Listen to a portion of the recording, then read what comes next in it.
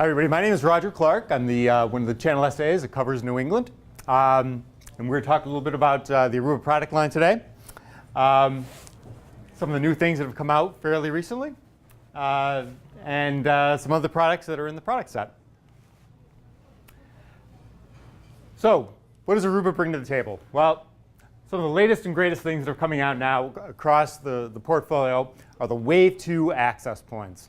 So, as you can see, there's a whole family of them. And basically what they do is different access point for different sort of environments. So depending upon where you need to have wireless coverage, you would choose a different access point, whether it be a 210, a 310, which is Wave 2. Everything starts with a 2 is a Wave 1 access point. AC Wave 1 starts with a 3. It's a Wave 2 access point. One of the nicest ones up here is the flagship, the 330 series. That is that supports Smart Rate. Which is a technology where the access point can actually negotiate to speeds in between. So normally if you're dealing with Ethernet, you can run at 1 gig or 10 gig speeds, for example. This particular access point, if connected to the correct port, can actually negotiate to 2.5 and 5 gig speeds as well. Why is this important? Because when you're looking at those access points, those will actually push more than a gig of data over a wire. So you need something that runs a little faster, and this access point is capable of doing that. So when you're looking at these, you really want to pick the access point that covers the right density of environment. They all cover about the same RF footprint. It's really about how many people you need to support. So again, very dense environments, think auditoriums, those sorts of things. You'd be looking at the 330, hallways, those sorts of things, maybe in the 300 or 310 series. All right? There's also remote access points. So you have people who are teleworkers, executives who you want to basically have the same experience at the home office that they would have at their real office. Send them home with a remote access point. All they have to do is plug it into the remote router or to their router at home.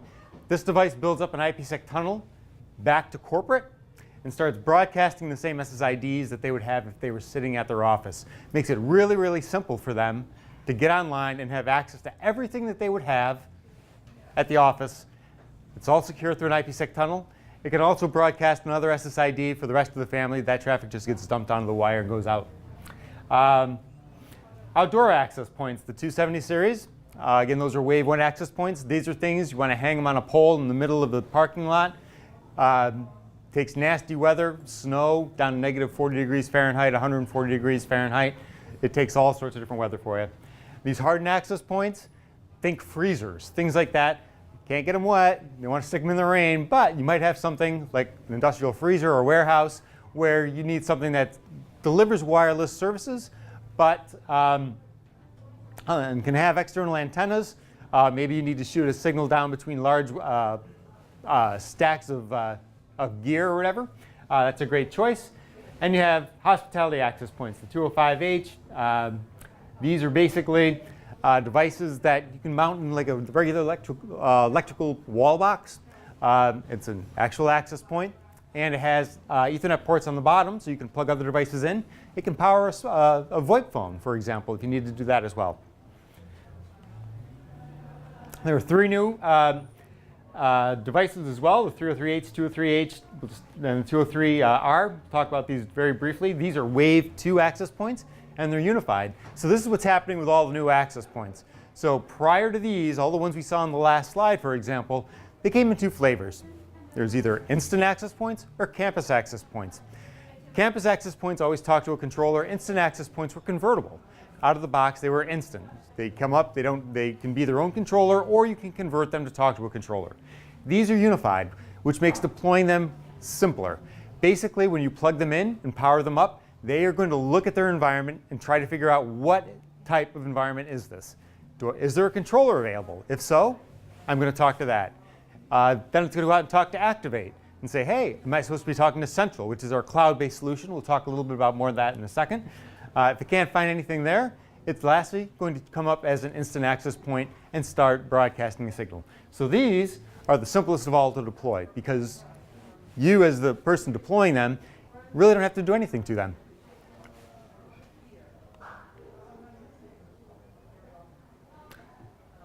Another nice thing about the unified access points is that we have synchronized release dates between the campus access points and the the instant access points. Typically, there's been about a 6-week lag. Not any longer. Now they all come out at the same time. So you get all the features with one release for the particular access point.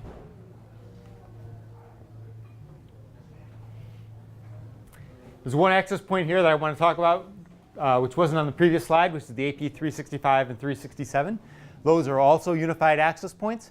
They are outdoor access points. So I showed you the 270s on that family photo slide. There's also the 270 series are Wave 1. The 365, 367 are outdoor Wave 2 access points. And they're actually at a better price point. So they're Wave 2, a little less money, and they're unified. One of the big changes that are coming for Aruba is AOS 8. So again, if you're familiar with the operating system line, we've been in the 6.x range now for a few years. We're now moving to AOS 8. It's now currently available, which brings a new architecture.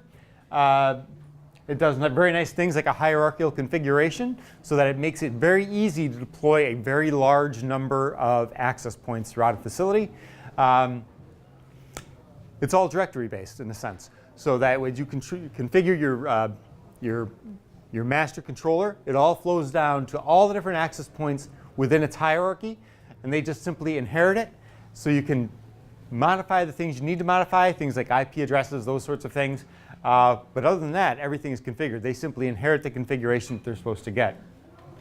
On top of that, there is a new concept called a mobility master, which basically takes on some of the functions of what a master would do, and again, simplifies the whole process of deploying access points.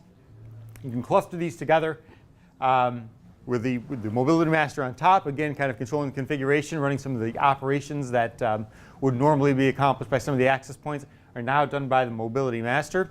The mobility master is basically a server because what it needs to do is run a lot of very complex calculations. It collects data all day about the RF footprint and ultimately churns away, at some point during the day. Once a day, it's going to figure out, okay, everybody now, I've seen what you've seen, and it pushes down a brand new RF and power map to all the access points in the environment.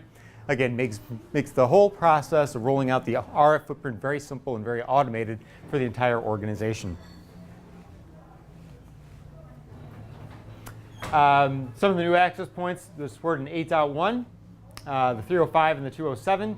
It also does some very nice things. AP load balancing with a controller cluster.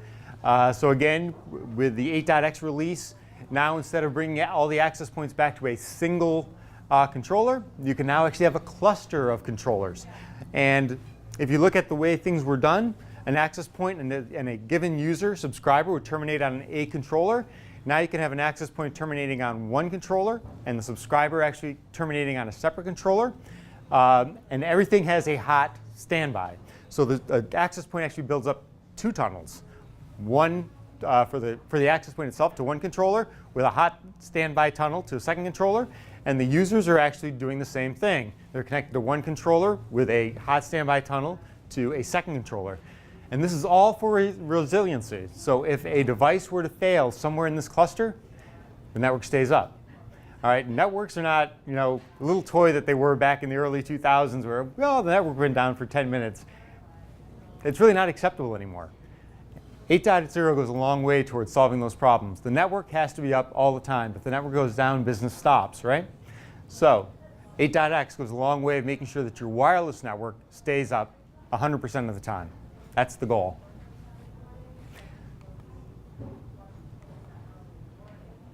Kind of a family photo of the switching lines. So if you're familiar, again, if you're familiar with the HP ProCurve switches, that's basically what we have here. They've basically been rebranded. They have a nice new paint job. They all say Aruba on them. But if you knew the ProVision switches, you know Aruba OS switch. All right, it's the same CLI, the same look and feel. So no worries about that. We'll work our way up from the bottom. Basically, if you're looking for a pure layer 2 switch, you've got the 2530 switch. Again, pure layer 2, looking for basic connectivity. 2540 is a little more complex, runs light layer 3 features, so things like RIP and static routes. The 2930F, F stands for fixed. So what can you put in the switch? Optics, that's about it. But the whole point of this is that we've tried to drive out all the costs. So this is going to be a lower cost solution to get things like OSPF or Access OSPF and some stacking. All right, you can stack up to 4 of these devices using Virtual Switch Framework, which is a front plane stacking technology.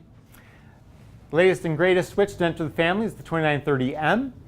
So it does everything the 2930F did, but it is more modular. That's what the M is for. So there are actually daughter cards you can put in the back of this particular device. So you can add things like stacking modules, 10 gig ports, 40 gig ports, depending on what you need. A big improvement of the 2930M over the 2920, if you're familiar with that, was that device stacked to 4. The 2930M stacks up to 10 devices.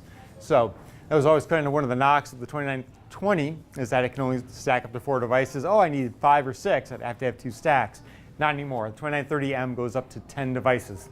The 3810 and the 5400R, you can kind of think of these as the same switch. One's a chassis, one's a stackable. They do exactly the same thing. They run all the exact same protocols. OSPF, do anything you want. Turn up BGP, all that good stuff. It does all of those things. 3810, again, stacks up to 10. It also has an interesting stacking feature where you can stack up to 5 of these in a full mesh. So you can actually have, when you're moving through the stack, you don't have to go from 1 to 3, you have to hit 2. No, 1 is directly connected to 3. So it's a really nice stacking feature. The 5400 comes in 2 sizes, the 5406 and the 5412, depending upon what you need, depending on how many slots you need. They also support, the 5400R supports VSF, so you can actually take 2 of these devices and hook them together, and they become one logical device. So this is great if you have a situation where you need to do something like where in the past you had to do distributed trunking. Not anymore. You can bring these up maybe from a closet. Maybe these are sitting in your MDF. You're bringing up 2 links from an IDF, and you're one into one chassis, one to the other chassis. But it is one link aggregation group because these are one logical switch. So that's a really nice feature of the 5400R. All right, there's the 2930M. Network management. Really nice product here is called Airwave. This basically provides monitoring for all of your access points and all your switches as well. It can do things like configuration control. It can back them up. It can also monitor what's going on your network. It can see who's on your network, all the clients. It can see what the most used applications are.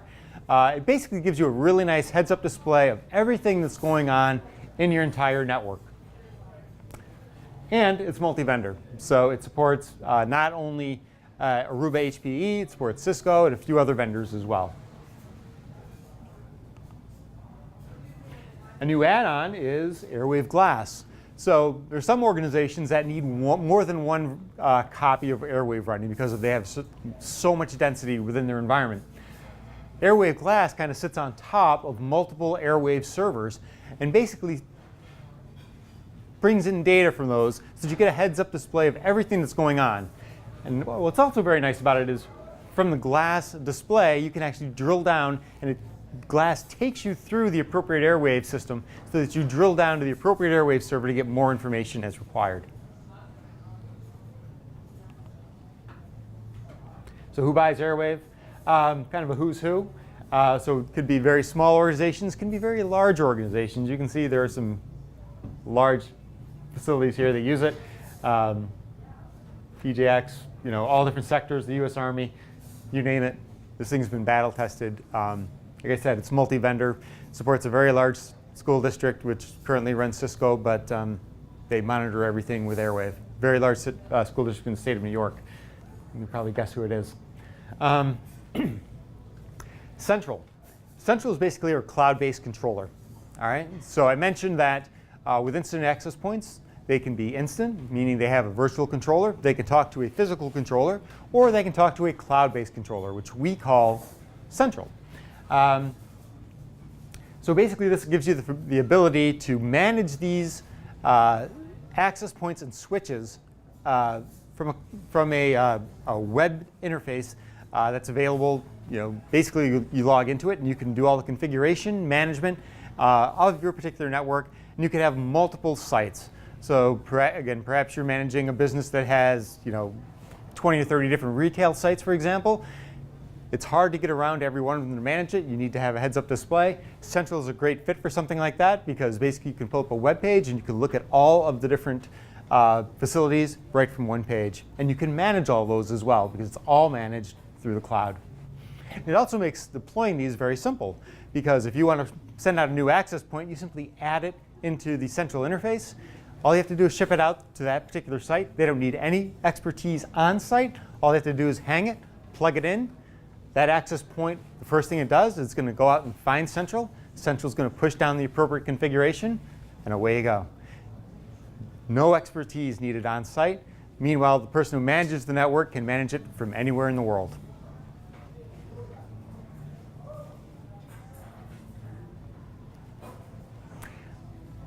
Here's kind of the look and feel of with cloud management. And you can see there's all sorts of different things you can do. It kind of tells you what the bandwidth usage are, top APs by usage. Again, you can manage the instant access points. You can manage the switches. And on top of that, there are additional services that you can put onto it too. So for example, things like guests. So if you wanted to offer guest services within your facility, you could basically just add that particular service to the access points of interest. You're probably not going to put guests on every access point in your facility because there's no reason for your guests to have access in the warehouse or anything like that. But you're probably going to have it at the front desk. You're going to have it in the conference rooms, those sorts of things. So you can actually add tokens. The way we do services for Central is we purchase tokens. So you can do things like guest. You can do presence. Was a given person present within a particular store? How many people came by a given facility on a particular date? Those sorts of things. You can also do clarity. Clarity is a great new feature that's been rolled out very recently. It's the ability to turn an access point into a client. So if you're trying to do troubleshooting, if you have to do it remotely, it can be kind of tricky. What Clarity does, it says, OK, I'm going to turn this access point into an actual client right now. So it stops being an access point servicing end users and instead connects to another access point so that you as the network administrator can exercise it. You can do things like send ping packets. You can check and see. Someone complains, oh, the network is slow.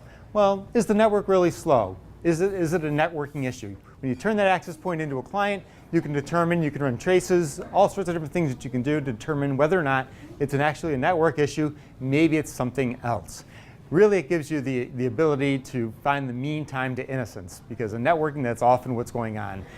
Are you actually the cause of the problem, or are you the one? Are you just the transit? All right.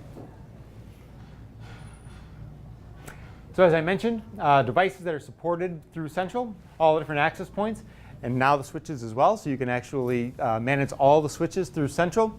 And again, some of the branch level controllers were also controlled through Central. As I mentioned, here is the Central pricing.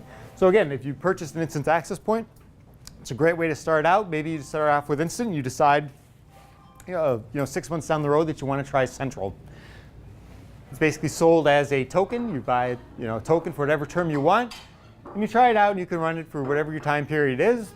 You can add services to the access points of interest, and run it for as long as you want. Maybe then you want to graduate to a controller, depending upon what your environment looks like and how you want to handle things. ClearPass is basically a very high-power AAA server. Comes in both a hardware appliance and a VM appliance, but basically this determines who gets on your network and when they get on your network, what sort of privileges that they have. It also has a couple of different add-on features called Guest Onboard and On Guard.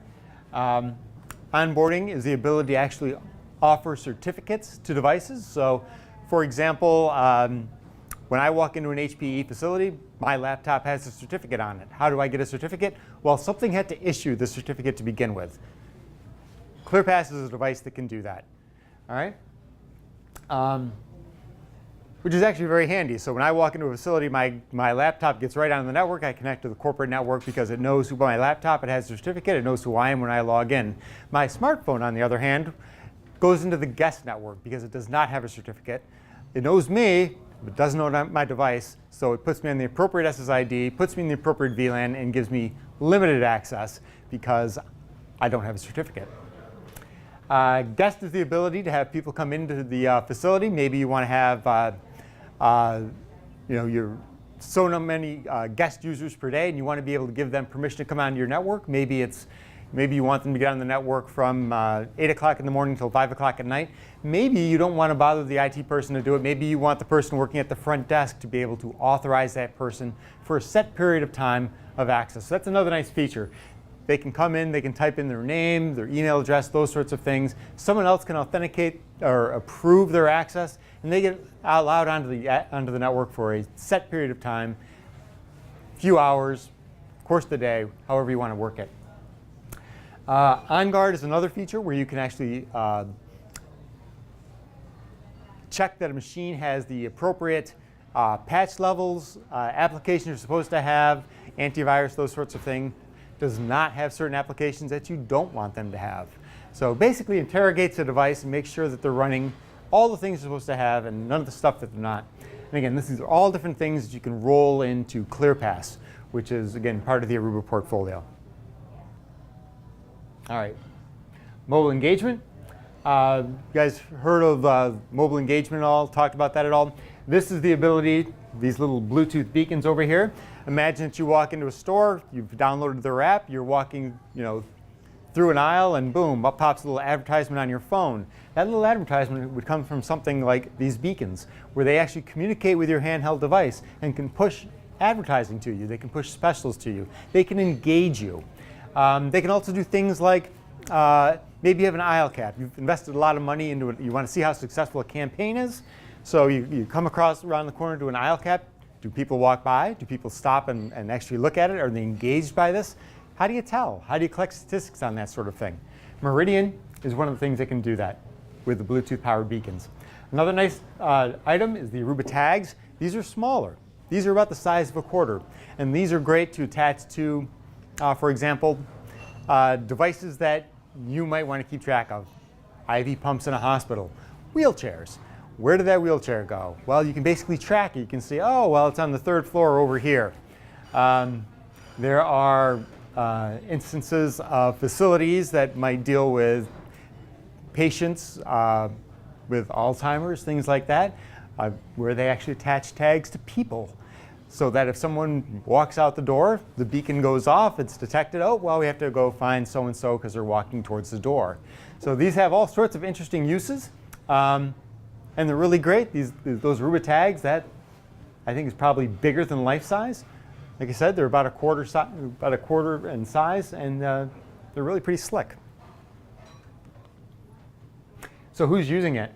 Healthcare centers.